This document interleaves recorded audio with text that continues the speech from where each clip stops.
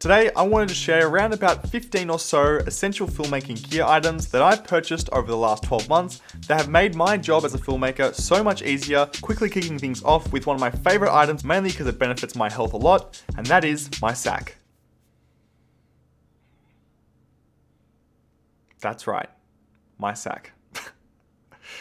Okay, I could have started this one off a bit better. The sack is something that I purchased essentially to save my back, and I have really been loving using it. Essentially, it's a very over-glorified pillow with a big strap on the back of it that you can adjust depending on your height, and I love being able to sit my camera in the sack rather than having to hold it and move it around, and essentially it transfers all the weight of the camera, which is mainly my 6K Pro, my Ursa, onto my hips rather than on my back. Next up, and this is for my iPhone and smartphone videographers and cinematographers out there, and that is my newer iPhone hand grip. Now, although this is a really low-tech item, I purchased it a long time ago, but if you're doing a lot of smartphone cinematography and handheld movements, rather than grabbing your hands and popping them onto the small frame that is the iPhone, and if you don't want to get that gimbal flowy look, but you want to have a little bit more stability, this grip is fantastic for being able to extend your hands and put the iPhone in the middle. And a quick bonus too, it's got a couple different cold shoe mounts on the top of the hand grip, plus a few 1/4-inch screws for different mounting point options. Now I wanted to quickly shift some gears to lighting. Now when you do think of lighting, I often think of big lights that you utilize to light up an entire set or big interviews, but sometimes when you do want to do a little bit of accent lighting and add a bit of splash of color into some small environments or in your scenes, I turn to these Zhiyun lights that I've been utilizing recently. The Zhiyun X60C as well as the M20C are two fully color RGB lights that are very surprisingly powerful. Having a quick look at the X60C, it's got a lot of different modes. The modes I love to use it most on are the bicolor, normal daylight to tungsten light modes, as well as the full RGB modes as well. There's also a few other little areas too that I like to use, including some special effects, all packed in a light that has an awesome battery on the side that also acts as a hand grip, and it even comes with a nice little modifier on the front to diffuse the light slightly. Now the M20C is another great example of how a small light can be really powerful. I recently used it on my Orbit Key shoot where I had a lot of different practical lights throughout the set that were ultimately really dark and didn't really work well, so all I had to do was chuck this M20C behind that light in order to accentuate it, and it really made a huge difference. Next, as we're also talking about lighting, I wanted to talk about modifiers, and a recent modifier I have picked up is the Aperture Lantern 90cm. Now here in this office space here, and a lot of the architectural type shoots that I do,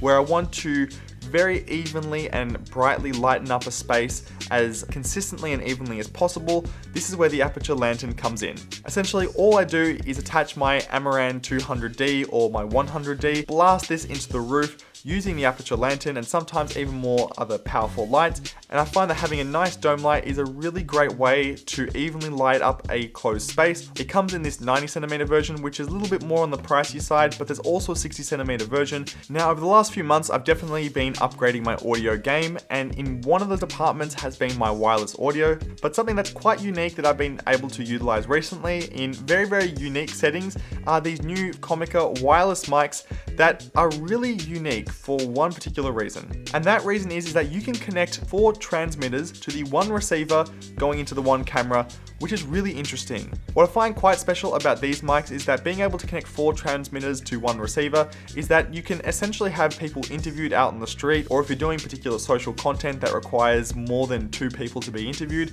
it's really helpful as you don't have to pass the mics back and forth, and it is actually quite a affordable setup if you're looking to get a lot of people recorded at the same time. Next up, a quick filter that I love to use, especially when it comes to car cinematography, and that is my Hoya CPL filter. This filter is fantastic, especially if you're trying to shoot subjects that are inside of a car or blocked by a window or windscreen. There's often a lot of reflections associated with car cinematography or anything that you're trying to shoot through some glass, and especially on my short film, The Three Wise Men, where a lot of our shots were being captured directly through a glass windscreen. We wanted to make sure that we could see the actors' faces perfectly, and being able to rotate the CPL filter in order to cancel out different reflections is a great way to making your image when you are shooting cars a little bit more cinematic. That's what we like. Next, on the cheaper end of the scale are small rig magic arms. I love using them to be able to mount lights anywhere, or even if I wanted to put my microphone anywhere. In fact, I'm using one of the small rig magic arms to mount my microphone onto a C-stand just above. I just find them super helpful for being able to even mount things onto your camera gear too. Now, diverting to an accessory that I use all the time, and that has to do with power, and that is my favorite V-mount battery, the Small Rig VB99 battery. It's really nicely designed and has an array of great ports that not only work well with powering some of my cameras, but also just works as a great battery to power some other devices and charge things up. It's got a great array of USB-C ports, plus an awesome side D-tap port, and overall it's just built really well. Okay, now that we're getting into the tail end of my list, I want to speed through some accessories here that I love to use, beginning with some storage, and that is my Nanook 935 case. I rely on this case all the time and use it for a lot of heavy duty shoots when I want to bring a lot more gear, plus using my DIY track pack system,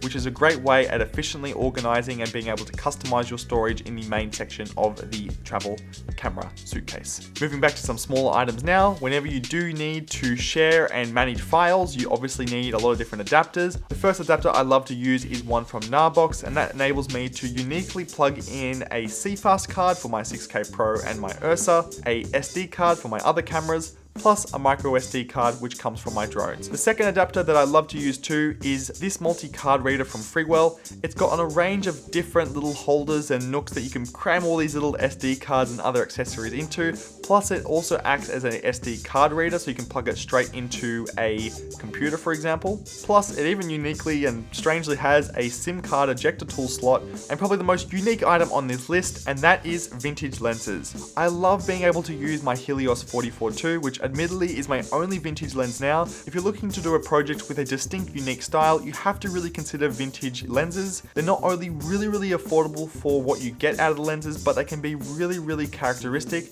My Helios 44-2 is really well known for having these awesome bokeh swirls. There's dozens and dozens of great vintage lenses out there that I really recommend you checking them out. I got my Helios lens on Etsy, and I think it's a great option if you are looking to get a new lens but not also break the bank. And lastly, but definitely not least, having good audio on set is really important, but being able to monitor that good audio is equally important as well, and that is being able to carry around a good pair of headphones. Over-ear headphones that I love to use are my Rode NTH 100 headphones. They're incredibly lightweight and are really comfortable. Plus, one thing I love about them is that the cable plugs into the headphone on the right side or the left side, so depending on where you like the cable to run, this is a great setup to have, especially when you are editing on a computer, or if you're editing audio or listening back to audio on your camera. But anyway, that is my long list of accessories that I recommend you consider for your next filmmaking project. But what do you think? If you have any recommendations for